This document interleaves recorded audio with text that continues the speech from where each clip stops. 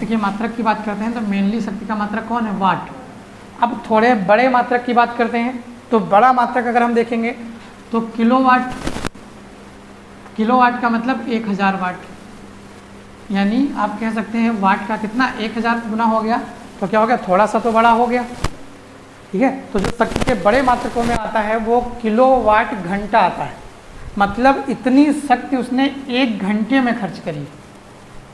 समझ रहे? 1 किलोवाट का मतलब है 1000 वाट उसने क्या कर लिया है? 1 घंटे में यूज कर। जैसे आपको उस दिन बताया था हमने मैनेजमेंट कि मान लीजिए यहाँ है जो आपको दिख रहा है पूरी पावर सप्लाई, अगर हम इसकी ही बात कर लेते हैं तो मान लीजिए 50 वाट का फ़ैन एक है। ठीक है, 5 फैन लगे हैं, कितना हो गया? 250 वाट हो गया। अगर टोटल निकालते हैं तो 250 वाट तो फैन का हो गया। ठीक है, 250 वाट फैन का हो गया, प्लस अगर सारी लाइटें जली, ठीक है, 30 30 60, ठीक है, 20 वाट, 60 20 80, और शायद 15 15 वाट के वो रख लीजिए। ठीक है, 80 और 30 110 वाट की लाइट, ठीक है, जो लगे हुए हैं। अगर इसको भी रिंग लाइट को भी जोड़ दें, ऐसे जलाते तो है नहीं, लेकिन मान लीजिए कितनी, ये 55 वाट की है, तो ये आपका लाइट और पंखा और एम्पलीफायर भी जोड़ लीजिए, माइक 75 वाट। ठीक है, टोटल अगर जोड़ दें, जोड़िए,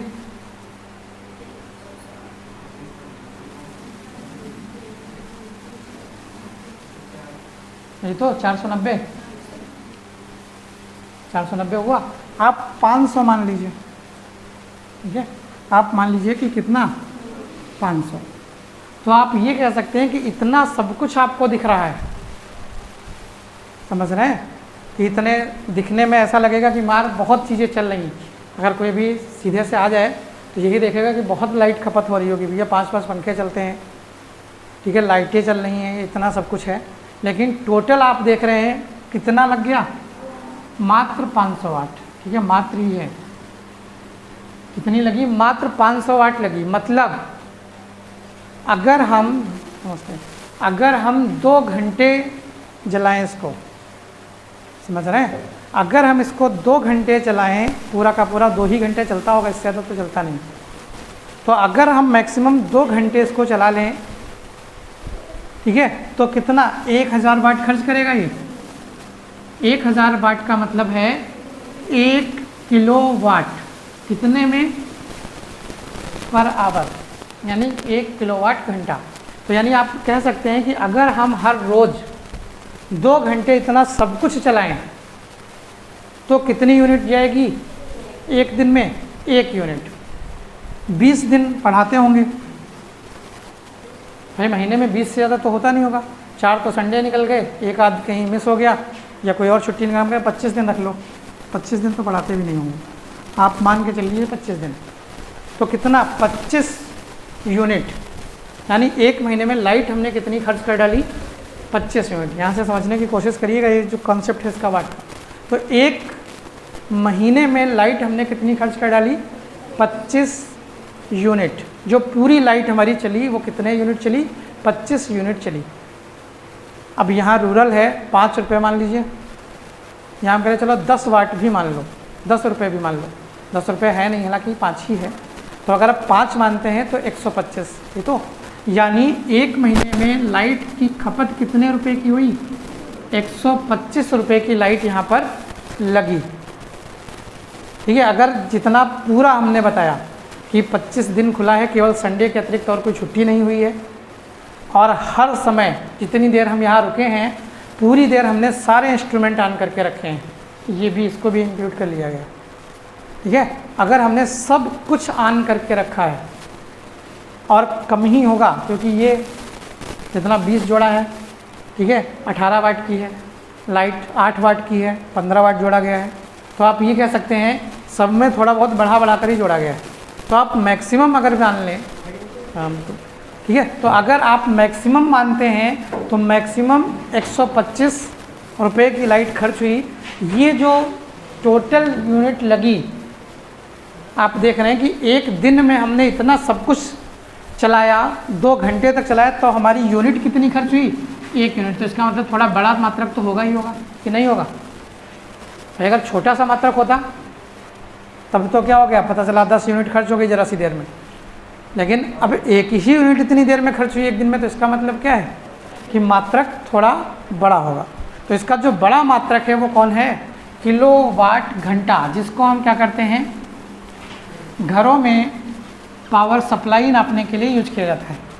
ठीक है, तो जैसे कोई इंस्ट्रूमेंट होता है, जैसे आपसे कह दिया जाता है कि मान लीजिए ये, ठीक है, 1000 वाट का है।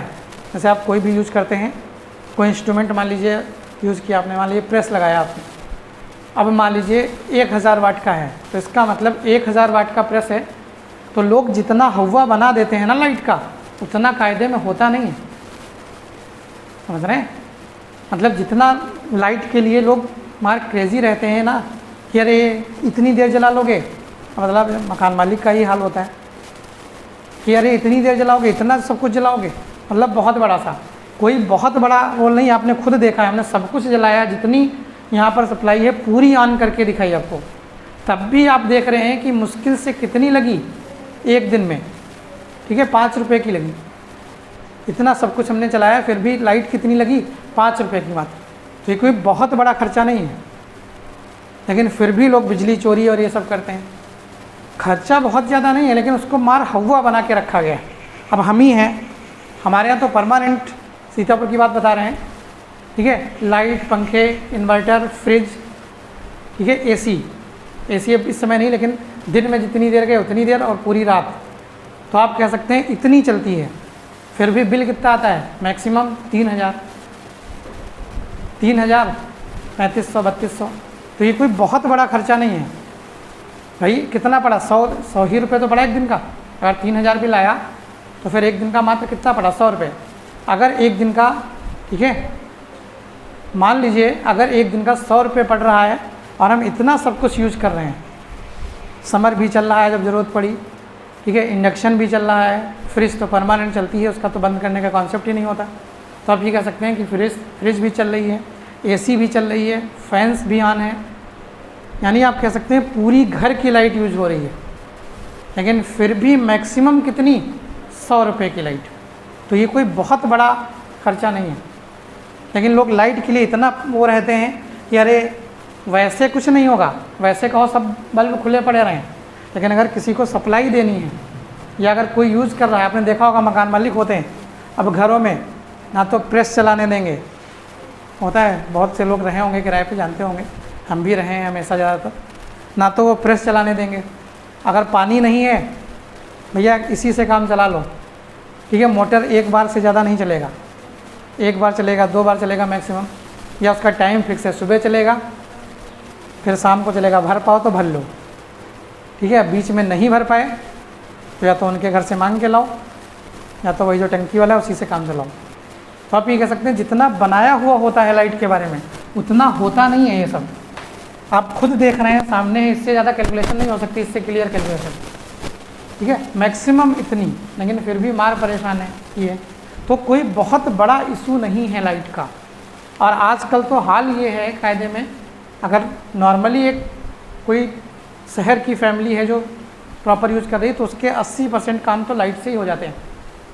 लाइट से का मतलब इंडक्शन भी यूज़ कर रहा है, वो माइक्रोवेव भी यूज़ कर रहा है, पता लगा गैस की ज़रूरत ही नहीं लगी। अब गैस की ज़रूरत नहीं लगी, आपके गैस का खर्चा बचा, इतना सब कुछ बच रहा है। और इसके बाद अगर 3000 रुपये बिल आ रहा है तो कोई बहुत बड़ा बिल नहीं है, लेकिन उसको फिर ये कहेंगे नहीं बिजली चोरी के सारे हथकंडे अपना डालेंगे कि बिजली वालों को ना देना पड़े। समस्या ये है अपने यहाँ, समस्या इस चीज़ की नहीं है, समस्या है चोरी, मतलब हर चीज़ में चोरी चाहिए। बिजली है तो चोरी करेंगे, टैक्स है तो ना पे करना पड़े, कोई तरीका अपना लें हम कि यार हमारा टैक्स बच जाए किसी तरह से। अरे जब आप इन सब चीज़ों के लिए जागरूक बनोगे तभी तो देश प्रोग्रेस करेगा। हम टैक्स ही चोरी कर लेंगे, हम बिजली ही चोरी कर लें, हम और भी जितनी सरकारी चीज़ें हों वो सब चोरी कर लें, साथ में ये हो ट्रेनों के जो सामान हो उसको भी खोल लें, घर में लगा लें आके, ठीक है, तो आप ये कह सकते हैं कि वो सब थोड़ी प्रॉब्लम क्रिएट करेंगे। इसीलिए आपको बताया होगा शायद जो उसके क्या नाम, अरे ट्रेनों के जो बल्ब हैं और ये सब हैं, ये सब घरों में काम नहीं करते। आप खोल के लाइए कभी और घर में लगा दीजिए, जलेंगे ही नहीं। वो इसीलिए बनाए ही गए क्योंकि बहुत से खुराफाती होते हैं एक से एक बढ़ के। पता चला सारा सामान खोल ही लाए सीधे सीधे, अब ट्रेन से ही खोल लाए और फिर कहेंगे अरे ट्रेन में सुविधाएं नहीं हैं कोई। अरे जब सुविधाएं दी गई तब तो सब खोल ले गए और काम का है नहीं। ठीक है, पहले समस्या पहले यही लगे होते थे सारे, लेकिन जब देखा इतने गायब हो रहे हैं, ठीक है, तो अब फिर उसको चेंज किया गया वोल्ट। जब उसका वोल्ट चेंज कर दिया गया तो अब इस तरह की कोई घटना नहीं। एक दो बार करके लाए भी होंगे लोग, लेकिन जब पता चला चुरा के लाए यहाँ जला ही नहीं, तो दोबारा फिर हो सकता लाए हो, सोच रहे हो फ्यूज वाला ले आए क्या, फ्यूज बल्ब ले आए। जब दोबारा भी नहीं जला होगा तब सोचा सच्चा होगा कि यार नहीं जल रहा है, मतलब कुछ गड़बड़ है। तो यानी आप ये कह सकते हैं इस तरह की जो भी इंस्ट्रूमेंट हैं, इसीलिए मजबूरी होती है कि चीज़ें जो होती हैं पब्लिक से गवर्नमेंट की चीज़ें अलग बनाई जाती हैं ताकि आप उसको यूज़ ना कर सको। अब जैसे आप देखते हैं रेलवे की पटरियाँ होती हैं ऐसे ही खुली पड़ी रहती हैं। खुली का मतलब है बिछी वाली नहीं, जो अलग रखी होती हैं, आपने देखा होगा बिछने उछने के लिए होती। कोई छूता है कभी उनको? छूता हो तो बताइए। छूने से मतलब है खाली ये नहीं कि छू के देखना है, छूने से मतलब है कि कोई उठा ले गया हो, कोई बेच लिया हो किसी ने। अगर बेच भी लेगा कोई तो खरीदने वाला कोई तैयार नहीं होगा। समझ रहे हैं? रेलवे की संपत्ति कोई खरीदता नहीं है। अगर आप रेलवे की संपत्ति बेचते या खरीदते या उसका कोई सामान आपके पास पाया गया, ठीक है, तो वो माफ़ी के लायक नहीं है सज़ा, उसकी फिर बहुत बड़ी ही सज़ा है। इसीलिए क्या है, उसको कोई छूता नहीं। जानते हैं कि भैया रेलवे का है। पे जो शक्ति का मात्रक था उसको लिख लीजिए, थोड़ा सा लिखिए। वैद्युत शक्ति का बड़ा मात्रक, वैद्युत शक्ति का बड़ा मात्रक किलोवाट घंटा, वैद्युत शक्ति का बड़ा मात्रक किलोवाट घंटा होता है। वैद्युत शक्ति का बड़ा मात्रक किलोवाट घंटा होता है जिसका उपयोग घरों तथा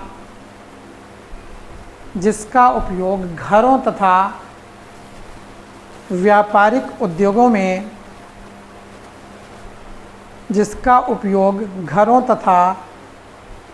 व्यापारिक उद्योगों में बिजली मापने के लिए किया जाता है।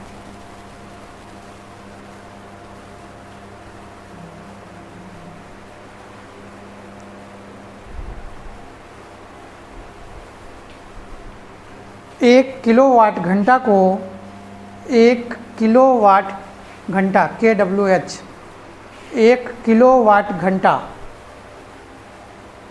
ठीक है, 1 KWH को 1 यूनिट भी कहते हैं। 1 किलोवाट घंटा को 1 यूनिट भी कहते हैं। 1 किलोवाट घंटा को 1 यूनिट भी कहते हैं। अब देखिए ज़रा, 1 किलोवाट घंटा, किलोवाट आवर। अब अगर हम इसको हल करने की कोशिश करें तो देखिए 1 किलोवाट का मतलब 1000 वाट हो जाएगा। थोड़ा मात्रक को हल करने की कोशिश करते हैं, इनटू घंटा, यही तो होगा। घंटे को थोड़ा चेंज करिए तो आप यहाँ से अगर देखें तो 1000 वाट इंटू 1 घंटे में मिनट कितने 60, और 1 मिनट में सेकंड कितने 60, 3600 हो गए।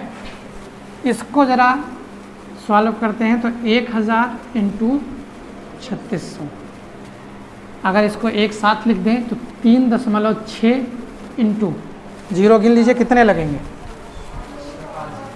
1 2 3 4 5 लगेंगे। अगर हाँ 5 लगते तो 36 इंटू 10 की घात 5 होता। 3.6 यानी एक और जीरो लिया है ना यहाँ का, देखिए 3.6 लिखा है, मतलब 1 2 3 जीरो यहाँ के लिए हैं, और 4 5 6 यानी 10 की घात 6।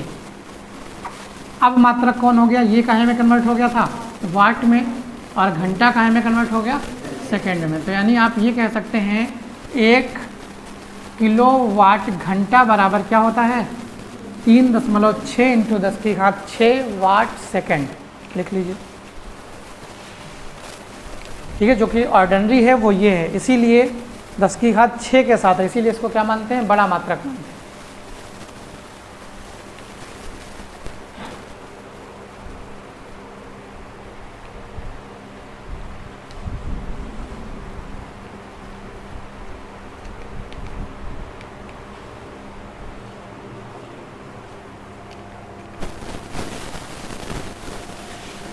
कर लिया। इसी में आगे एक लाइन और लिख लीजिए। इसका एक अन्य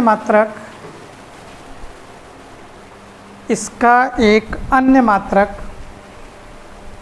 कौन सा होता है, कल बताया था। हाँ, इसका एक अन्य मात्रक अश्व शक्ति होता है, अश्व शक्ति यानी HP, हॉर्स पावर। इसका एक अन्य मात्रक अश्व शक्ति यानी HP, हॉर्स पावर होता है।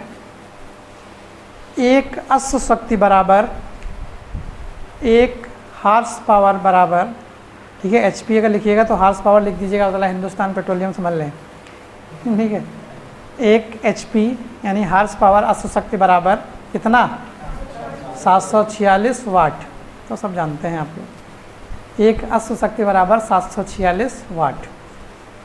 ठीक है, अब अगली हेडिंग डालिए, कार्बन प्रतिरोध। कार्बन प्रतिरोध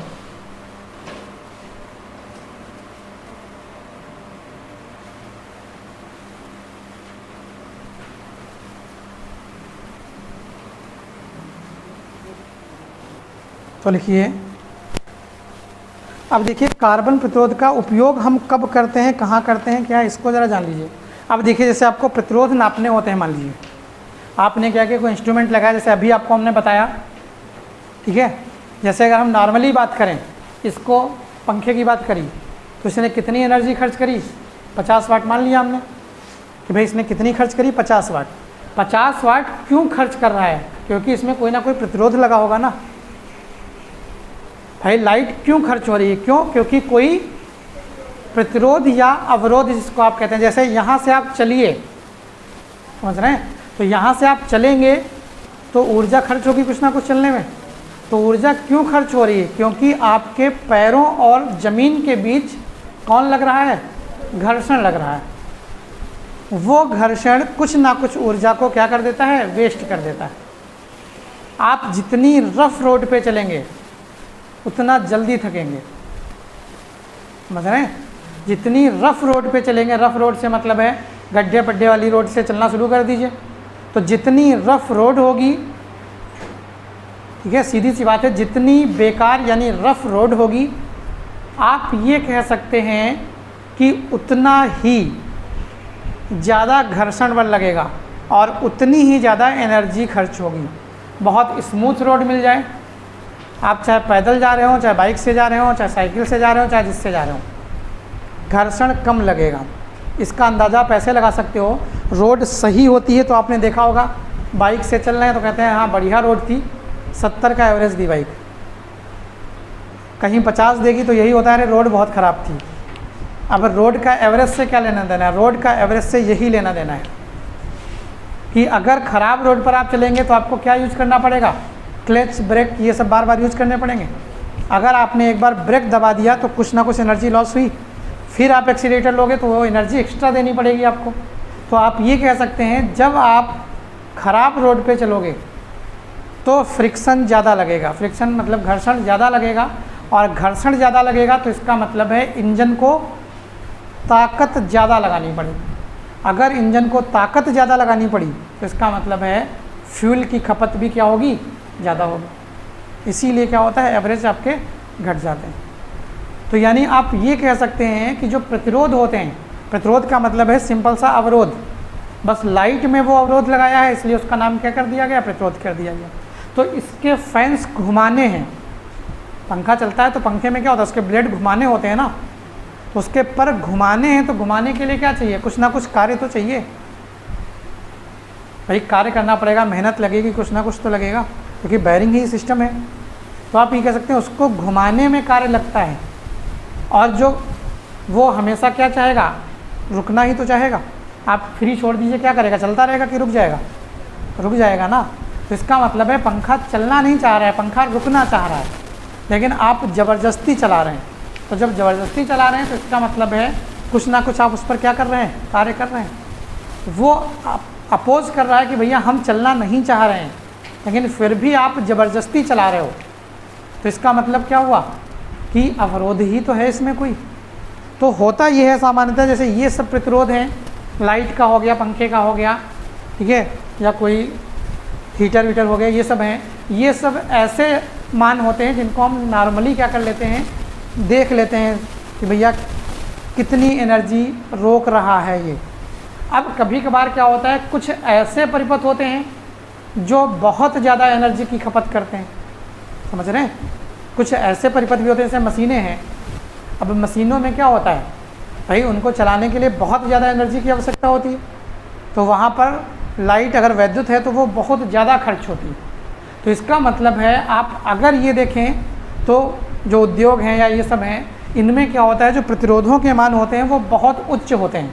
मतलब कोई मशीन है, अब वो बहुत उच्च प्रतिरोध की है, तो उनको सामान्यतः हम एक, जैसे यहाँ से देखा गया 10 ओम, 100 ओम, 1000 ओम, इस तरह से व्यक्त ना करके घातों में व्यक्त कर देते हैं, समझ रहे हैं। अब इसे मान लो 1000 है, अब 1000 को हम क्या कर दें, 10 की घात 3 में व्यक्त कर दें, या 10 लाख एम्पियर है, ठीक है, सॉरी 10 लाख आपका ओम इतना प्रतिरोध लगा हुआ है मान लीजिए, तो हम उसको क्या कर दें, 10 की घात में चढ़ा दें। तो सीधी सी बात है कि जब ज़्यादा प्रतिरोध होते हैं, यानी प्रतिरोधों के मान अधिक होते हैं, उच्च होते हैं, तो वो साधारणतः सर्किट संभाल नहीं पाते हैं, तो उनके लिए हमको क्या करना पड़ता है, कार्बन के प्रतिरोध लगाने पड़ते हैं। मतलब जो कार्बन होता है, कार्बन के प्रतिरोध लगाने पड़ते हैं। तो सामान्यतः कार्बन प्रतिरोध कहाँ यूज होते हैं, जहाँ पर प्रतिरोध का मान बहुत उच्च होता है, ठीक है। उच्च परिपथ यानी उच्च प्रतिरोध वाले जो, ठीक है, इंस्ट्रूमेंट होते हैं, उनमें सामान्यतः हम किन प्रतिरोधों का उपयोग करते हैं, कार्बन प्रतिरोधों का उपयोग करते हैं, ठीक है। तो थोड़ा सा लिख लीजिए, फिर इसके बाद समझिए। लिखिए, इलेक्ट्रॉनिक परिपथों में, इलेक्ट्रॉनिक परिपथों में प्रायः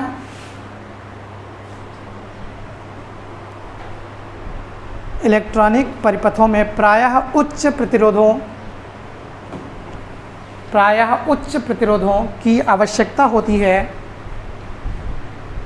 प्रायः उच्च प्रतिरोधों की आवश्यकता होती है।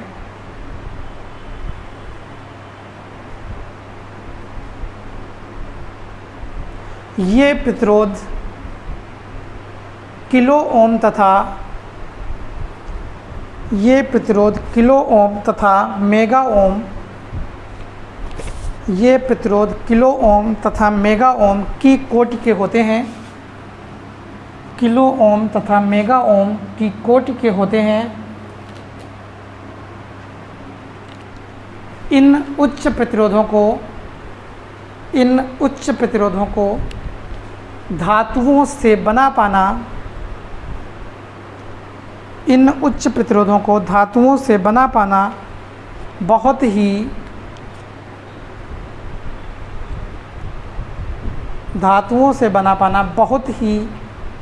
मुश्किल होता है।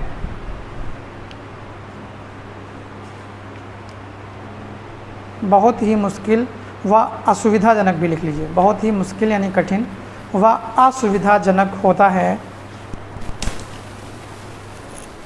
अतः इन्हें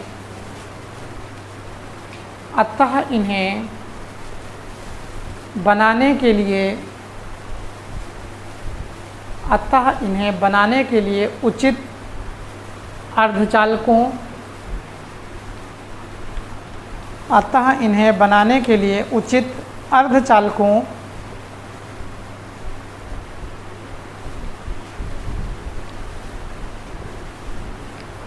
अर्धचालकों तथा मिश्र धातुओं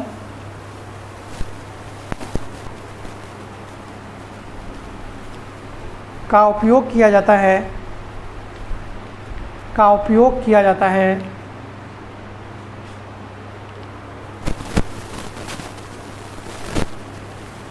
इन प्रतिरोधों के लिए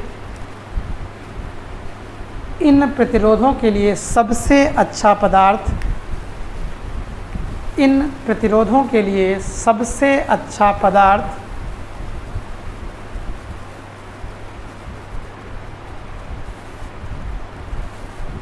कार्बन माना जाता है। सबसे अच्छा पदार्थ या अर्धचालक पदार्थ कुछ भी लिख सकते हैं, पदार्थ कार्बन माना जाता है। अतः ऐसे प्रतिरोधों को कार्बन प्रतिरोध कहते हैं। अतः ऐसे प्रतिरोधों को कार्बन प्रतिरोध कहते हैं।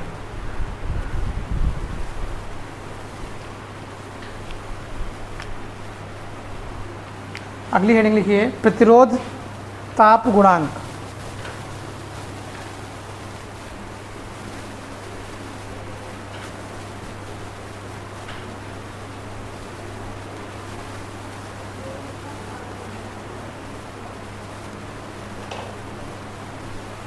ठीक है, अब देखिए होता क्या है प्रतिरोध ताप गुणांक। जैसे हम क्या कर दें, मान लीजिए अगर हम कोई भी प्रतिरोध लें, कोई भी इंस्ट्रूमेंट लें, आपने हो सकता है कभी कभार देखा हो या नहीं देखा हो, तो हो सकता है कुछ लोगों ने अगर फर्स्ट ईयर में नोटिस किया हो तो जब लाइट का अरेंजमेंट नहीं था तो हम ये वाला फ़ैन नहीं चलाते थे। आपको शायद याद हो कि जो ऊपर लगा हुआ है इसको यहाँ भी हमने लाइट से ही कराया, इन्वर्टर से नहीं। अब देखिए कभी कभार समस्याएं ये होती हैं कि मान लीजिए कोई भी फ़ैन चालू है या कोई भी इंस्ट्रूमेंट चालू है, तो अब सामान्यतया क्या होता है, थोड़ी देर तो वो चलता है, समझ रहे हैं, थोड़ी देर तो वो चलता है। उसके बाद जब वो इंस्ट्रूमेंट गर्म होता है थोड़ा, समझ रहे हैं, जब वो इंस्ट्रूमेंट या जब भी वो फ़ैन है या कोई भी चीज़ है, जब वो गर्म होती है तो क्या करती है, एनर्जी की खपत बढ़ा देती है। ठीक है, ऊर्जा ज़्यादा लेने लगती है और पता चला जो आपका अरेंजमेंट है वो तुरंत ज़रा सी देर में बंद हो गया। तो इस फ़ैन के साथ भी यही था। अब फ़ैन में कुछ गड़बड़ी हो या वायरिंग में कुछ गड़बड़ी रही हो या क्या था पता नहीं। पिछले साल तक ये हाल था कि पता चला इस फ़ैन को हम चला दें अगर तो तुरंत तो नहीं बंद होता था, पता चला 5 मिनट चलता था, 10 मिनट, और उसके बाद पूरा का पूरा इन्वर्टर ही बैठ जाता था। शायद जो लोग रहे होंगे वो देखते होंगे। तो अब समस्या ये होती है कि जब हम क्या करते हैं, प्रतिरोध जो होते हैं उनके ताप बढ़ाते हैं, तो जब ताप बढ़ाते हैं तो उनकी प्रतिरोधकताएं भी साथ साथ क्या होती हैं, बढ़ती चली जाती हैं। यानी कहने का मतलब है जब चीज़ें गर्म होती हैं तो वो एनर्जी भी क्या करने लगती हैं, ज़्यादा खींचने लगती हैं या खपत ज़्यादा होने लगती है। अब अगर खपत ज़्यादा होने लगती है तो इसका मतलब क्या, थोड़ी देर तो वो मैनेज करती हैं, फिर उसके बाद अगर आप तब भी नहीं ध्यान दिए तो या तो सर्किट जल जाएगा अगर है, या फिर जो आपका इंस्ट्रूमेंट है वो चला जाएगा, और या फिर अगर कोई अरेंजमेंट है, अब जैसे मान लीजिए घरों में ही होता है, घरों में मान लीजिए 2-3 चीज़ें एक साथ चला दीजिए आप, समझ रहे हैं, मान लीजिए आपने समर भी चला दिया, एसी भी चला दी। अब अगर आपके यहाँ पावर सप्लाई मान लीजिए कम वाली है, 1 किलोवाट की ही आपने मीटर ले रखा है, तो अब समस्या उसमें कई सारी चीज़ें लगती हैं। अब आपने पता चला कनेक्शन 1 किलोवाट का ले रखा है, खर्च आप 2 किलोवाट करते हैं, तो आपका बिल 1 किलोवाट से नहीं आएगा, आपका बिल 2 किलोवाट से आएगा। ये होता है कि जितना मैक्सिमम लोड आपने दे दिया है वो स्टोर हो जाता है, उस मैक्सिमम लोड पे वो पूरा महीना चला देता है। मान लीजिए आपने क्या किया, मान लीजिए 1 तारीख से महीना शुरू हुआ, अब आपने क्या किया, 1 तारीख को ही गलती से आपने अपना कनेक्शन ऐसा करा रखा है 1 किलोवाट का है, तो या तो समर चला लो, या तो एसी चला लो, या तो इंडक्शन चला लो, या फिर हीटर चला लो। मतलब एक बार में एक ही चीज़ चला पाओगे अगर नियमानुसार आपको चलाना है तो। चलाने को तो सब चला दो आप, लेकिन नियम ये कहता है कि आपने जो कनेक्शन ले रखा है उसमें आप इतना ही यूज कर सकते हो। अब हुआ क्या, मान लो किसी दिन नहीं ध्यान दिया, वैसे तो लोग ध्यान देते हैं, घरों की बात होती है तो भाई ध्यान देते ही देते हैं, फर्जी में पैसा ज़्यादा आएगा। अगर मान लीजिए किसी दिन आपने नहीं ध्यान दिया कि पता चला AC भी चल रही थी और आपने क्या किया, पानी की ज़रूरत थी, AC बंद नहीं करी और नहीं ध्यान दिया, समर भी ऑन कर दिया। अब आपकी पावर सप्लाई जो है अंदर का कनेक्शन है वो सही है, कनेक्शन नहीं फूका होगा, कुछ नहीं हुआ, लेकिन लाइट कितनी, 1 किलोवाट का आपका कनेक्शन था, जो आपका कनेक्शन था वो कितना था, 1 किलोवाट का था। आपने उस पर लोड कितना डाल दिया, 2 किलोवाट डाल दिया। ये पहले दिन की ही घटना है, 1 तारीख को ही, महीना शुरू हुआ, बस 1 तारीख को ही आपने ऐसी घटना कर दी।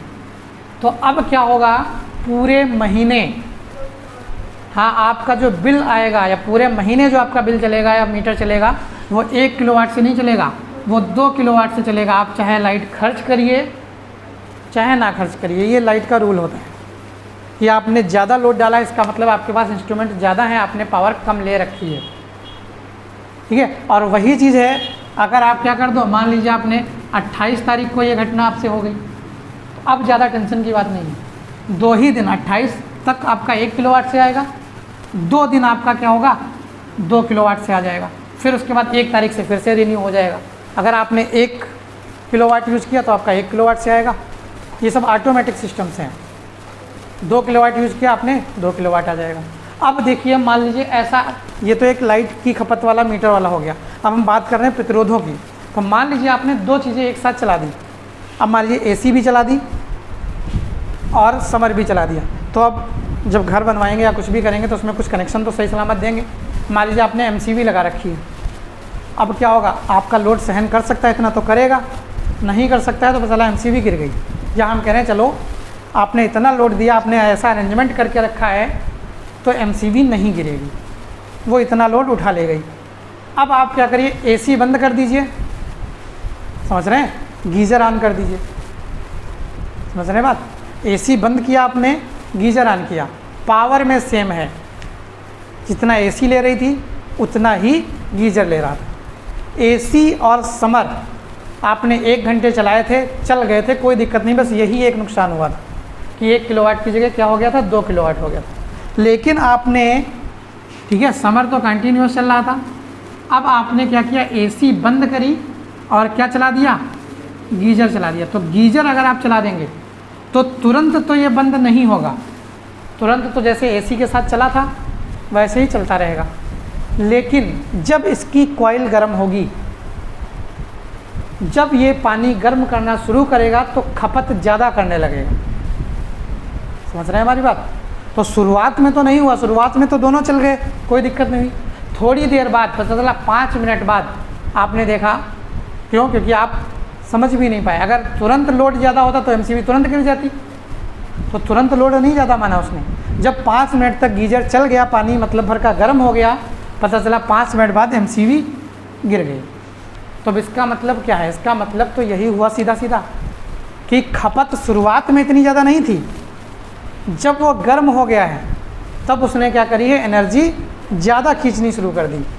और जब उसने एनर्जी ज़्यादा खींचनी शुरू कर दी तो आपकी पावर सप्लाई इतना नहीं संभाल पा रही है, तो अगर MCV लगी है तो MCV डाउन होगी, नहीं लगी है तो फ्यूज चला जाएगा, ठीक है। तो ये समस्या हो जाती है कभी कभार। तो ये इसका मतलब क्या, आप थ्योरी वोरी पे मत जाइए, यहीं पर आइए।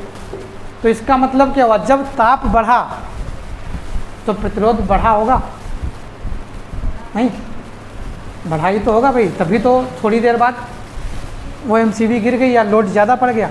तो आप सीधे सीधे कह सकते हैं प्रतिरोध ताप गुणांक जो है वो यही है कि जब हम क्या करते हैं, वस्तुओं के ताप या आपने जो इंस्ट्रूमेंट लगाया है उनके ताप घटाते बढ़ाते हैं, अगर बढ़ा देंगे तो होता क्या है, इसी तरह का प्रोसेस होता है कि उनकी प्रतिरोधकताएं सामान्यतः क्या होती हैं, बढ़ जाती हैं, जिस वजह से वो इंस्ट्रूमेंट खराब हो सकता है। यानी ताप बढ़ाने के साथ साथ प्रतिरोध भी बढ़ता घटता है। इसी को हम क्या कहते हैं, प्रतिरोध ताप गुणांक कहते हैं। अभी इसका एक रिलेशन भी निकल कर आएगा कि अगर हम ताप बढ़ाएंगे तो आपका अगला प्रतिरोध क्या निकल कर आएगा, किस वे में बढ़ेगा, ठीक है। तो पहले थ्योरी लिख लीजिए इसकी, ज़रा लिखिए।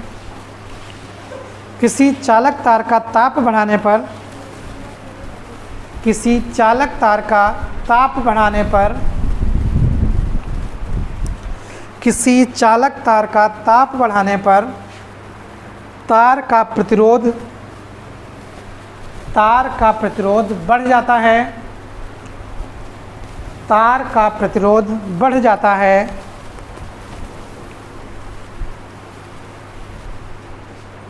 जिससे पदार्थ की प्रतिरोधकता, जिससे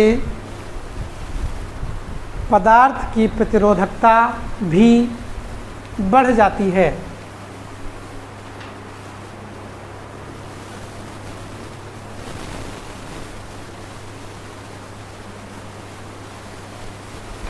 ठीक है, अब अगली लाइन से लिखिएगा, यदि, नेक्स्ट लाइन से लिखिएगा, यदि 0 डिग्री पर तार का प्रतिरोध R0, ठीक है, ये मान लीजिए R0, यदि 0 डिग्री पर प्रतिरोध R0 तथा स्मॉल t डिग्री सेल्सियस पर प्रतिरोध RT हो जाता है तो, ठीक है, 0 डिग्री पर कितना है, R0 है। देखिए यहाँ से जो 0 डिग्री है आपका, 0 डिग्री पर कितना है, R0 है, T डिग्री पर RT हो गया। तो जो रिलेशन होता है इसका वो देख लीजिए, RT बराबर R0 within bracket 1 plus alpha T, ठीक है, जहाँ पर T ताप है, अल्फ़ा प्रतिरोध ताप गुणांक है और R0 तो जानते हो। अगर हम इसको हल करें, मान लीजिए देख के ही पता चल रहा होगा, अगर हम इसको हल करें तो आप देखिए RT बराबर, ये सफिक्स में है, RT बराबर R0 plus R0 alpha T, यही तो है। अब देखिए 0 पर प्रतिरोध कितना था, R0 ही तो था नहीं था। तो अगर आपने ताप बढ़ाया तो प्रतिरोध कितना हुआ, RT, R0 से कुछ ज़्यादा हो गया, नहीं हो गया, हो गया कि नहीं हो गया भाई। इसका मान होगा तो प्लस में ही, माइनस में तो करना दोगे, प्रतिरोध माइनस में तो होगा नहीं, ताप माइनस में भी नहीं होगा, ये हो जाएगा। माइनस में तो तब होगा जब आप घटाओगे। यहाँ पर किसकी बात कर रहे हैं, बढ़ाने की बात कर रहे हैं आप।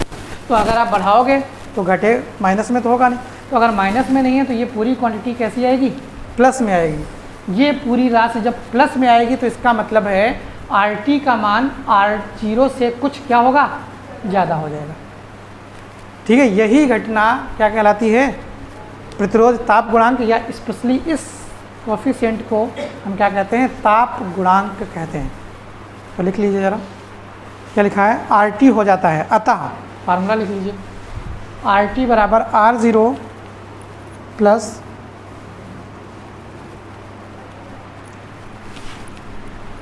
R0 ब्रैकेट में 1 प्लस अल्फ़ा T।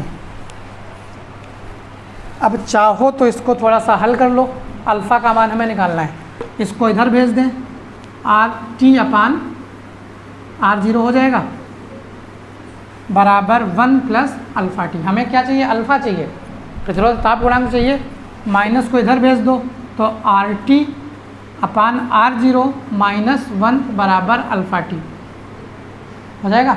अब अगर हम अल्फ़ा निकालें यहाँ से तो क्या निकल कर आएगा, अल्फ़ा बराबर 1 अपान T आएगा, ब्रैकेट में RT अपान R0 माइनस 1। ठीक, या आप इसको और थोड़ा सा सॉल्व करो तो आप ये कह सकते हो 1 अपान T अल्फ़ा बराबर, इसको हल कर दीजिए तो क्या आएगा, RT माइनस R0 अपान R0 हो जाएगा। या इसी को और व्यवस्थित करके लिखें तो अल्फ़ा बराबर RT माइनस R0 अपान R0 T आ जाएगा। ये अल्फ़ा का मान है जिसको हमने क्या कह रखा है, प्रतिरोध ताप गुणांक कह रखा है। लिख लीजिए, दिख रहा है नहीं दिख रहा है, चलिए अब ये ऊपर लिख देंगे।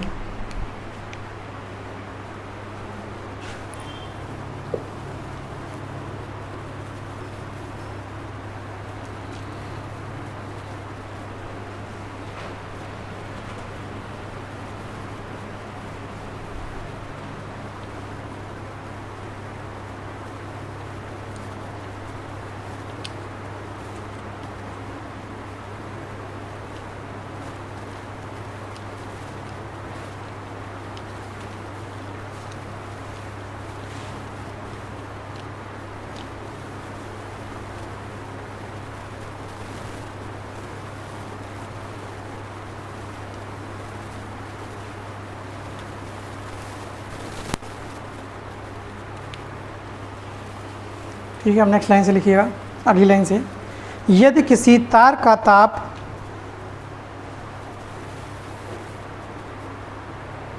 यदि किसी तार का ताप 0 डिग्री सेल्सियस हो, 0 डिग्री सेल्सियस हो तो उसका प्रतिरोध 1 ओम है।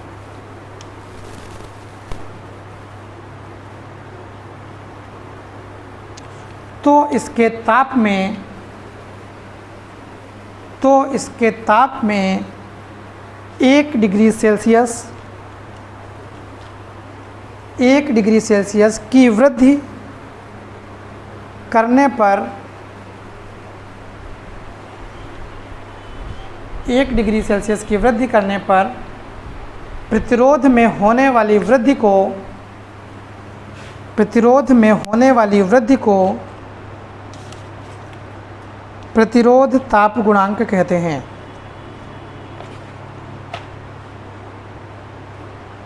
प्रतिरोध ताप गुणांक कहते हैं। ठीक है, अब आगे कल कराएंगे।